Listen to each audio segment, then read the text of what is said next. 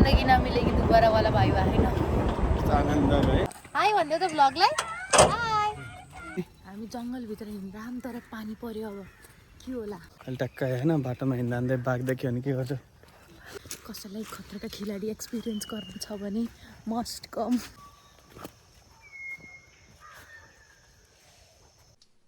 Hello everyone, welcome back to my channel. So by the thumbnail हजुरले थाहा पाइसक्नुभयो कि हामी दुवैजना आज कहाँ छौँ हामी चाहिँ जङ्गल भिला रिसोर्टमा आएको छौँ आज एन्ड आजको भिडियो चाहिँ जस्ट एउटा normal day in our life वाला भ्लग हुन्छ आजबाट भोलिसम्मको 12 बजीसम्म चाहिँ हामी यो स्टे गर्दैछौँ इन्ट्रोलाई धेरै लङ नगरिकन यो भ्लग चाहिँ आज हामी के एक्टिभिटी गर्छौँ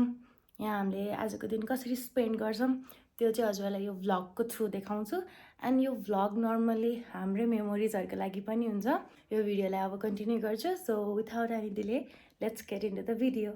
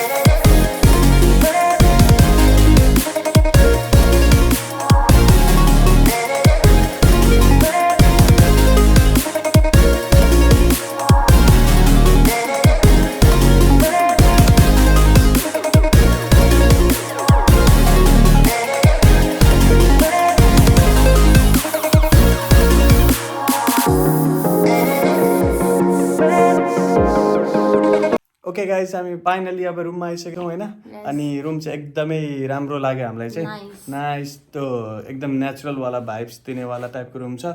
अनि यहाँबाट हाम्रो रुमबाट सिन पनि एकदमै दामी छ त्यहाँ तपाईँहरूले देख्न सक्नुहुन्छ होइन बोटिङ पनि भइरहेको छ अहिले अनि हाम्रो पनि अब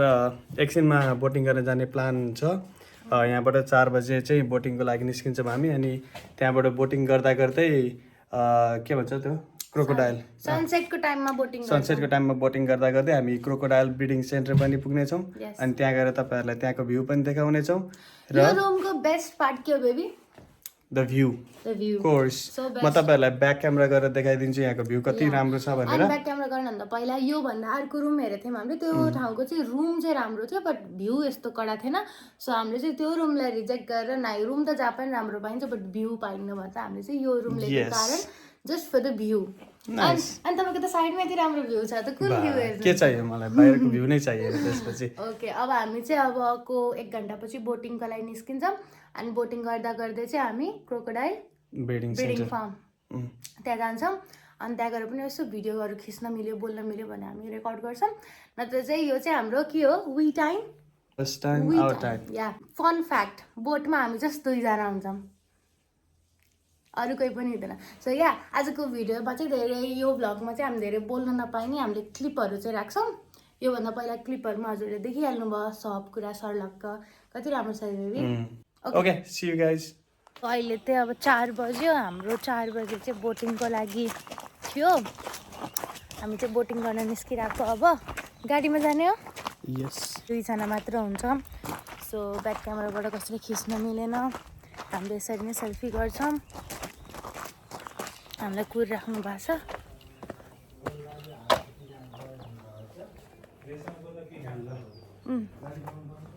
यो त यहाँको रिसेप्सन हल हो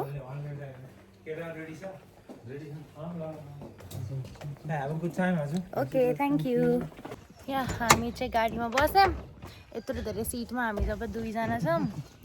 र मैले अङ्कल हुनुहुन्छ अगाडि अङ्कल हाई भन्नु ओके अङ्कलले हाई भनिदिइसक्नु भयो अब हामी यहाँबाट बाहिर निस्किन्छौँ मैले लबर लिएर आइनँ कि काँटा पनि लिएर आइनँ मेरो कपाल अब भन्द्रुङ्ग हुने भयो it's okay no worries okay यहाँ सबैजना हामीलाई बाई बाई भन्नु आउनुभयो टाढै जाँदा जस्तो कतिजना हो जाने हजुर पनि जाने हो हाई भन्नु हजुर त दूरबीन सधैँ लिएर हिँड्नुहुन्छ हेर्नु पर्यो नि टाढाको हेर्नको लागि ओके अब हामीले आज के देख्छौँ अहिले चाहिँ यहाँबाट नर्मल्ली बोटबाट जाने ठाउँमा जाने हो अनि त्यहाँबाट चाहिँ बोटिङ गर्ने हो यहाँबाट कति मिनट लाग्छ बोट चढ्ने ठाउँ 10 मिनट जस्तो भन्नुभएको थियो ओके यहाँबाट चाहिँ 10 मिनट जति हामी यो जिपमा जिपै भन्छ यसलाई जिपमा बस्छौँ यहाँ पछाडि दुईजना बस्नुभयो अगाडि हाम्रो चलाउने दाइ हुनुहुन्छ गाडी अब चाहिँ हामी यहाँबाट निस्किए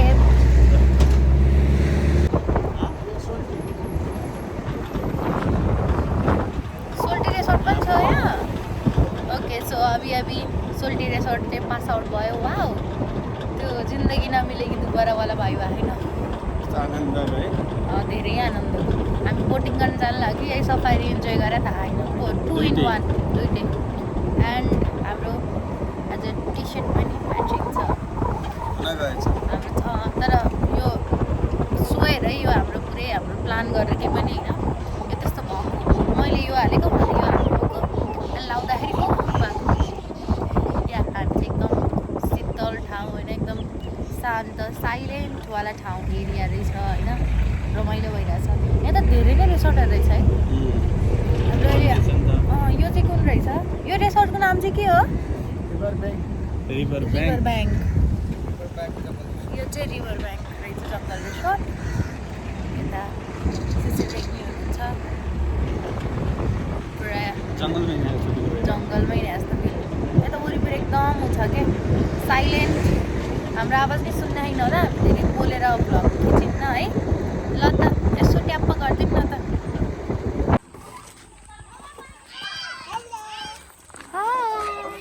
हाई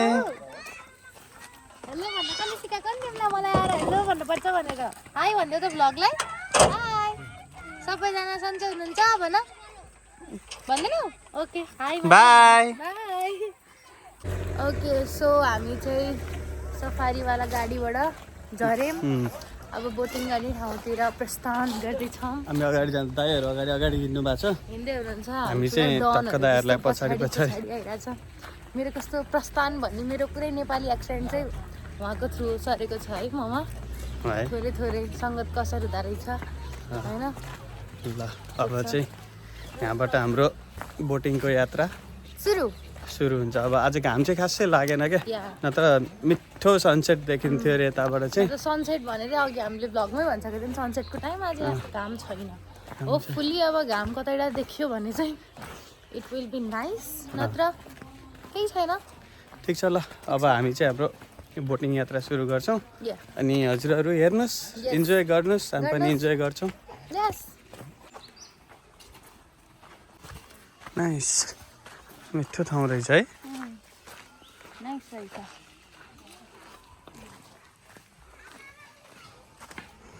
नाइस रहेछ नाइस ल हाम्रो बोटिङ टाइम सुरु भयो त्यहाँ बोट देखिसक्यो ल यहाँ चाहिँ लाइफ ज्याकेट धन्यवाद दाइ ओके खै हजुर गैँडा देख्यो अरे त्यो बगरमा होइन आउनु बित्तिकै गैँडाले पनि हाम्रो वेलकम गर्न आएछ होइन ल अब यहाँबाट हामी चाहिँ पुरै खतरावाला लाइफ ज्याकेट लाएर त्यहाँबाट म पछाडि ब्याक क्यामेरा गरेर देखाउँछु है दूरबीनले हेर्न पाइन्छ ओ देखे दुईटा एउटा चाहिँ त्यहाँनिर छ यता देखाउनु न यता मैले हेरेर अँ।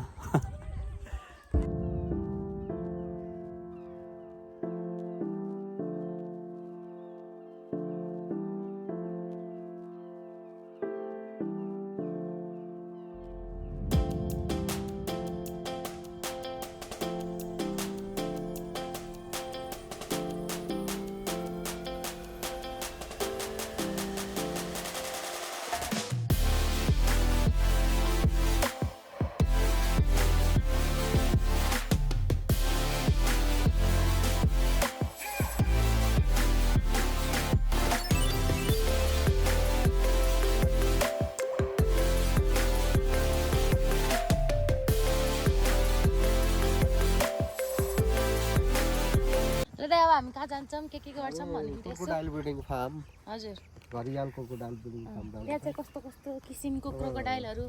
घरियाल विश्वमा 23 प्रजातिको क्रोकोडाइल मध्ये घरियाल क्रोकोडाइल चाहिँ रेयरेस्ट हो क्रिटिकल्ली इन्डेन्जर स्पिसिस। हजुर यो चाहिँ 80 को दशकमा चाहिँ यो चाहिँ एक्सटार्पेट हुन खोजेको थियो, लोप हुन खोजेको थियो। अनि त्यो कारणले गर्दाखेरि यसले एज अ क्याप्टिभ ब्रिडिङ अनि breed in captivity, grow up more than 5 years, reach proper size, release in the nature. Okay हामी चाहिँ अब जङ्गल वाक गर्दै हामी जङ्गलभित्र हिँड्राम तर पानी पर्यो अब के होला केही पनि हुँदैन। डर लागिरहेको मलाई तर यहाँ दाइले लट्ठी लिएर हिँड्नु भयो केही आयो भने भगाउने हो त्यसलाई भालुले यहाँ चाहिँ भालुले यो त्यस्तो शरीर रगड्छ कि शरीर रगटेर स्क्रच गरेको यस्तो उठेर त्यो कनाएको स्क्रच गरेको शरीर कनाउँछ अनि त्यसपछि स्क्रच पनि गर्छ।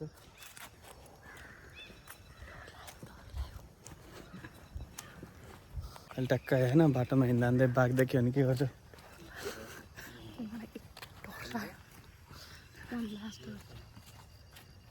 के देख्नुभयो? के देख्नु? Spotted deer. ऊ त्यहाँनिर त्यहाँको म ब्याक क्यामेरा गरेर देखाइदिन्छु है। यो कागहरू भएको ठाउँमा कहिले काहीँ जनावरहरू सक्छ कि उनीहरूले इन्डिकेट गर्छन्। घुमिरहेको हुन्छ नि माथि।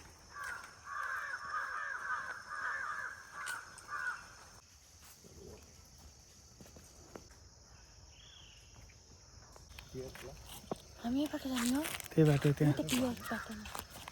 त्यो बाटोमा पनि छ डियर। साह्रै डर लाग्यो फर्स्ट टाइम जङ्गलभित्र आएको मेरो लास्ट डर लाग्यो म जाम भनेर छु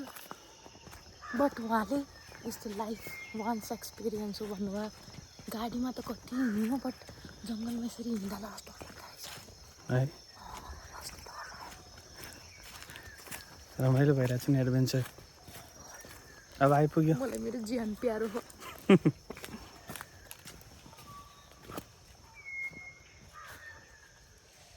बाँदर बाँदर बाँदर बाँदर सत्तो गते जम्प हानेर जाँदाखेरि है त्यही हो मैले टाढैबाट माइ गॉड लास्ट डर लाग्यो। कसैलाई खतराका खेलाडी एक्सपिरियन्स गर्नु छ भने मस्ट कम हो। डर लागेन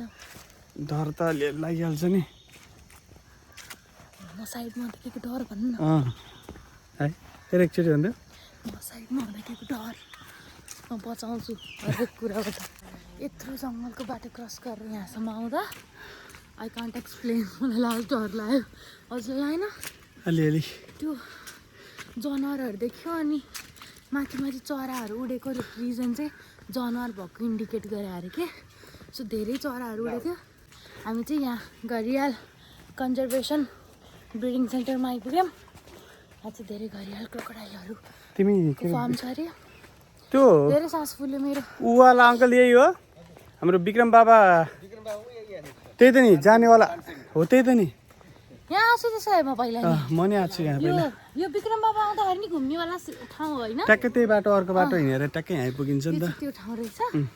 तर बच्चामै गएको म विक्रम बाबा धेरै बच्चा नगएको सो हजुर लास्ट टाइम म चाहिँ आएको थिएँ तिमी आएको थिएनौ है लास्ट म टाइम। आउन नमिलेर उहाँ एक्लै आउनुभएको थियो। कस्तो भन्दाखेरि यो जम्मा 1% मात्रै यसको नेचुरल ब्रिडिङ सक्सेस हजुर अहिले माछा मात्रै खाने यसलाई चाहिँ फ्लोटिङ वाटर चाहिन्छ फ्रेस वाटर अनि ओभर फिसिङ भएको कारणले अनि त्यसपछि त्यो 1% पनि नेचरमा गाह्रो हुने ब्रिडिङ हुन गाह्रो भएको कारणले गर्दा लोप हुन लाभ भएर यसरी क्याप्टिभ ब्रिडिङमा आर्टिफिसियल टेम्परेचर क्रिएट गरेर अनि ब्रिडिङ गरेर नेचरमा छोडिदिने। यो चाहिँ 5 वर्षको भएपछि मात्रै छोडिदिने। माछा खाएको अरे त माछाले चाहिँ किन त्यहाँ माछा रहेछ हेरेरै बस्यो कसले हिँड्छ त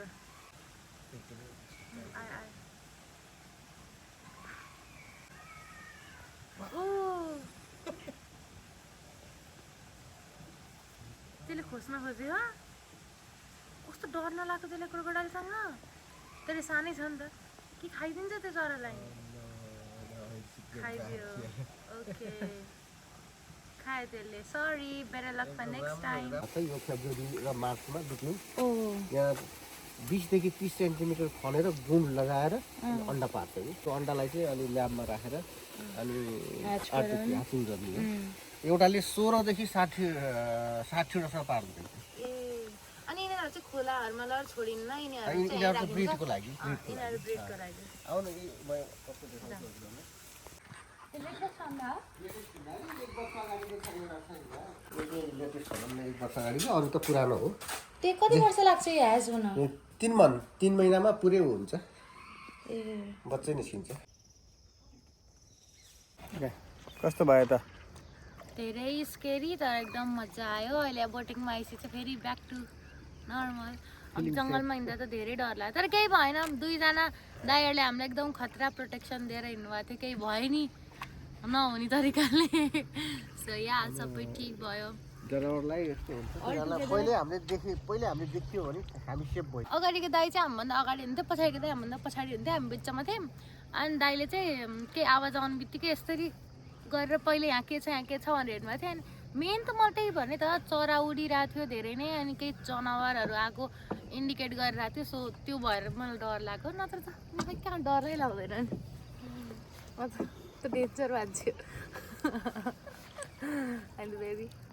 ल अब हामी चाहिँ एजमा आइपुग्न लाग्यौँ हाम्रो होटल चाहिँ त्यही छ धेरै टाढा छैन त्यहाँ छ बस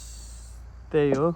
टक्क हामी एजमा अब आएर यहाँबाट ओर्लिएर जान्छ टुरिस्टहरूलाई हाई गर्ने बानी रहेछ क्या हो हाम्रो टुरिस्ट जस्तो सोचेछौँ क्या हो ल okay finally safe landing safe boating यहाँ दूर दूर तक कुनै पनि आवाज सुनिरहेको छैन मैले चाहिँ होइन सब चराहरूको खोलाहरू बगेको आवाज मात्र सुनिरहेको छु कति राम्रै देखेको ओके हामी चाहिँ अब त्यही हो अब डिनर गर्छौँ आजको दिन चाहिँ सायद यहीँ इन्ड हुन्छ भोलिको दिन अब के हुन्छ थाहा छैन भोलि केही एक्टिभिटिजहरू गर्ने हो र हामीले सफारी सायद सफारी मेबी गरिन्न हामीले सफारी हामीले सौरामा धेरै गरिसक्यौँ भने अनि आज कुनै पनि सफारीबाट केही कम थिएन बेबी तपाईँले केही कम लाग्यो आज हामी जिपबाट गयौँ अनि बोटिङ गर्ने ठाउँमा झऱ्यौँ अनि त्यहाँबाट थोरै हिँडेर बोटसम्म पुग्यौँ बाटोबाट राइनो देख्यौँ अनि बोटबाट धेरै कुराहरू देख्यौँ अनि त्यसपछि वकिङ गरेर जङ्गलको बाटो पनि हिँड्यौँ 10 मिनट जति त्यसपछि त्यहाँ ब्रिडिङ सेन्टर गयौँ त्यहाँ घुम्यौँ फेरि ब्याक टु द बोटबाट हामी रिसोर्टमा आयौँ अनि एकछिन फोटोसोटो खिच्यौँ अनि खाजा खायौँ अब डिनर गर्न लाग्छौँ सो रोमान्टिक भाइब छ अब फोनलाई हामी साइड राखिदिन्छौँ धेरै फोन चलाउन्नौँ अनि त्यही हो हामी कति बजीतिर चेकआउट गर्छौँ 11-12 अराउन्ड 12 त्यतिखेरतिर चाहिँ हामी चेकआउट गर्छौँ अनि त्यसपछि चाहिँ यो भ्लग त्यहाँ इन्ड हुन्छ त्यसको लागि चाहिँ हजुरहरूले लास्टसम्म हेर्नुपर्छ okay see you guys tomorrow